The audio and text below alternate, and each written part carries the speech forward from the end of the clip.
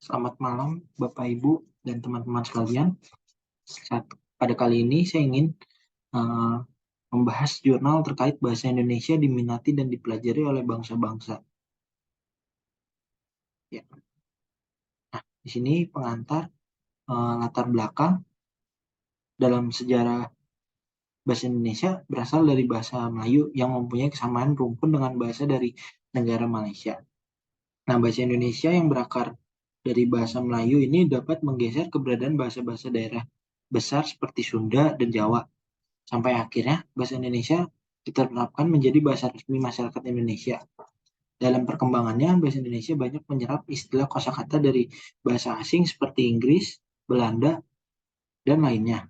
Selain itu, pengayaan kosakata bahasa Indonesia juga berasal dari ratusan bahasa daerah yang ada di Indonesia seperti contohnya Jawa, Sunda, Madura, maupun daerah lainnya. Secara sah, bahasa Indonesia memiliki 4 kedudukan, yaitu sebagai bahasa persatuan, bahasa nasional, bahasa resmi, dan bahasa negara. Bahasa Indonesia tidak hanya berkembang dan menjadi bahasa Indonesia bagi negara Indonesia. Nah, selanjutnya, di sini terdapat rumusan masalah. Di sini ada 3. Yang pertama, mengapa sih bahasa Indonesia diminati serta dipelajari oleh dunia? Lalu, apa sih yang menjadi kehebatan bahasa Indonesia di mata dunia itu sendiri? Lalu yang ketiga, apa peran bahasa Indonesia bagi negara asing? Nah, di sini tujuan dari pembahasannya itu untuk mengetahui alasan diminatinya pembelajaran bahasa Indonesia. Lalu yang kedua ada untuk mengetahui apa yang menjadi kehebatan bahasa Indonesia di mata dunia. Lalu yang ketiga, yang C, untuk mengetahui peran bahasa Indonesia bagi negara asing. Nah, sebenarnya manfaatnya tersendiri di sini saya mengelompokkan menjadi ada 5.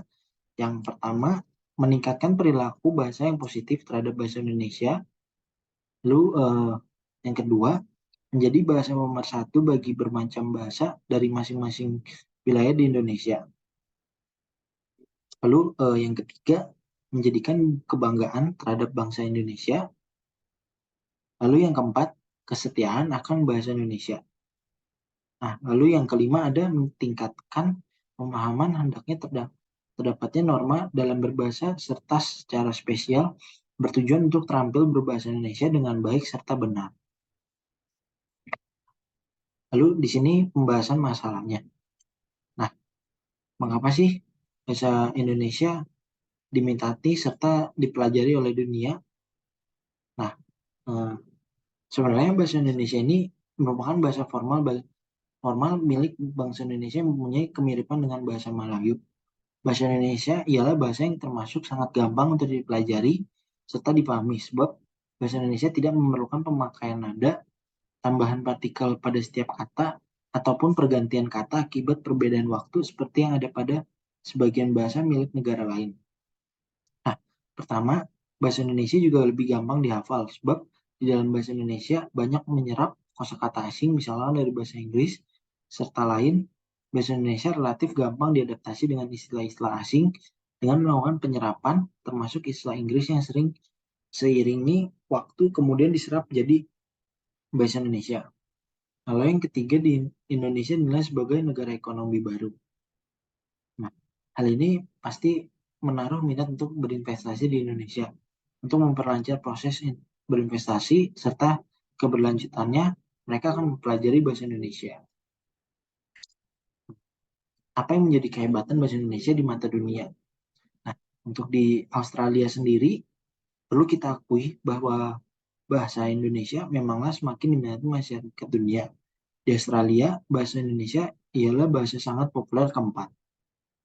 Nah, lalu di Jepang juga di sini di daratan Asia kita menemukan Jepang yang terbilang sebagai negara yang juga intens mendalami bahasa Indonesia. Mengapa? Karena di negara Jepang sudah lama didirikan pusat studi di Indonesia. Nah, salah satunya yang didirikan oleh Nihon Indonesia Gakkai atau Perhimpunan Pengkaji Indonesia Seluruh Jepang tahun 1969. Anggota organisasi ini terdiri dari kalangan akademis Jepang yang mengajar bahasa serta bermacam aspek tentang Indonesia di berbagai universitas di Jepang. Sejak tahun 1992, organisasi ini melaksanakan tes kemampuan bahasa Indonesia. Sampai saat ini sudah tercatat lebih dari 12.500 peserta yang sudah mengikuti ujian kemampuan berbahasa Indonesia dalam berbagai tingkat ataupun tingkatan. Nah, lalu sebenarnya apa sih peran bahasa Indonesia bagi negara asing? Nah, untuk masuk penyebar luasan budaya Indonesia terhadap warga negara lain, pemerintah Indonesia telah menyediakan beasiswa bagi warga-warga negara sahabat untuk mempelajari bahasa dan budaya Indonesia melalui Dharma Siswa yang setiap tahun selalu diadakan.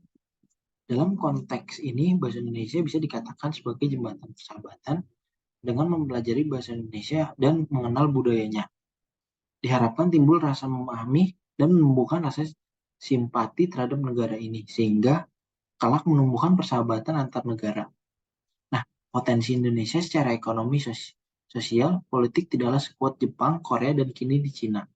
Oleh karena itu, bagi negara lain, bahasa Indonesia bisa disejajarkan dengan bahasa Spanyol bagi bangsa Indonesia.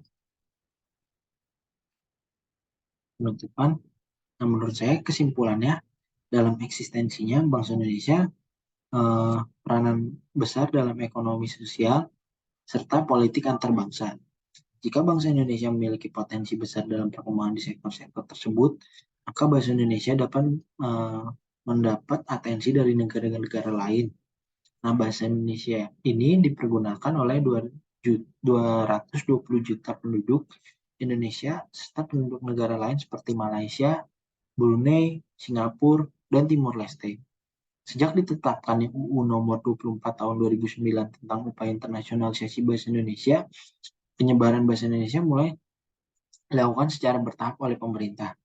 Nah, tujuan internasionalisasi bahasa Indonesia diperjelas dalam Peraturan Pemerintah Nomor 57 Tahun 2014, yaitu untuk menunjukkan jati diri dan meningkatkan daya saing bagi bangsa Indonesia.